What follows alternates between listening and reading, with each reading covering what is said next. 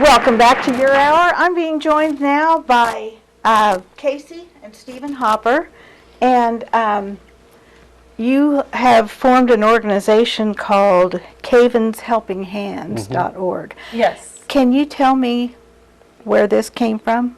Yes. So Helping Hands is in memory of our son Kayven. We lost him 2.5 years ago. He had epilepsy and passed away due to a seizure, and in his sleep, in a condition called SUDEP. And we started it as first a way to remember him and celebrate him. He loved to read. He loved to have friends and be involved in activities. He was in Scouts and just loved to learn. How old was he when he was passed? 9.5. Wow. 9.5.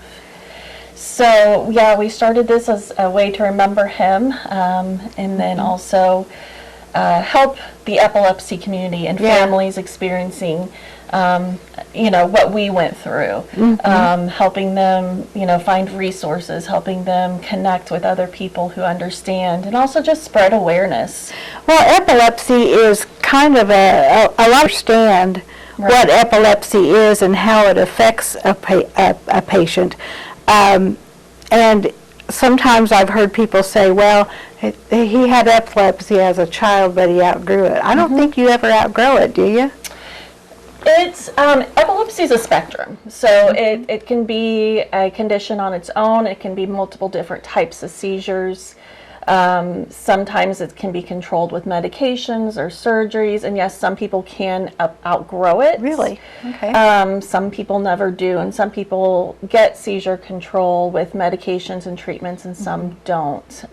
If you think about it, it's like how your brain is firing. Yeah. And so as you mature and you grow, your brain is continually changing how it's firing. Yeah. And so, yes, some people do outgrow it, and some people outgrow it, and then it comes back. It's just not, it's kind of an unknown with epilepsy. There's a lot of unknown about epilepsy, and that's because it's hard to pinpoint what causes it. Right. We were in the process of trying to understand what was causing Kayven's before everything changed. And, epilepsy is so common, more than people think. I've heard that. I've heard that. Yeah, 1 in 26 will be diagnosed with epilepsy in their lifetime. And then 1 in 10 will have a seizure in their lifetime.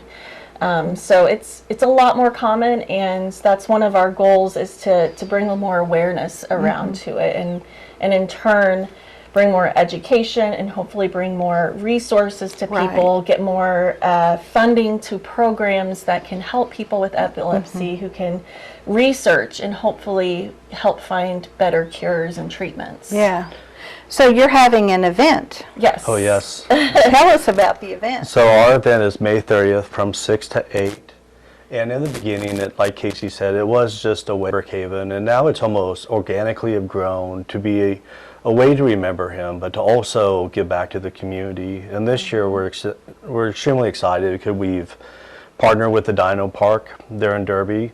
Okay. So we're going to have ample parking, and we just got done. We'll have the whole park. Yes, we just got done counting today, and we currently have 18 different vendors signed up that will be providing activities for children to do. And we have a snow cone place coming, and we have a food truck and face painting, and just a lot of really, really cool, exciting things for children to do, and it's completely free. Yes. Nice. That's hard to beat. Well, and I bet that'd be right up his alley. He Oh, would he would've- love all these activities. He would have loved it. Every activity we try to kind of narrow down is something that we know Kayven would have loved to do. Right. We'll also have a raffle and giving away a lot of great prizes. Different organizations, restaurants around the town. We'll be raffling a couple Chiefs tickets. Nice. That's going to help fund our projects. To date, we've built 18 little free libraries, and we've given out over 1,000 books at different events to kids. We help fund kids' activities. And then, of course, we do epilepsy projects. Our most recent one is we provide care kits, bags full of activities, comfort items, things for kids when they're in the hospital, maybe they've had surgery, maybe they're having EEG tests and things. So Education resources, Education which is really resources, important. When yeah. we first started, we were so I don't want to say confused, but there's so much information out there on the internet. Yes, and so Kacey has done a fabulous job with partners to kind of streamline, hey, here's a packet of information that will really help you understand what you're going through, and some resources of organizations and foundations, because everything changed, that we uncovered a lot of really great resources, and there's an amazing support group out there that we can help with. sure. Well, it was a real pleasure meeting both of Thank you you so today. much. Thank you. And this event is on May 30th from 6 to 8 p.m. at DinoMite.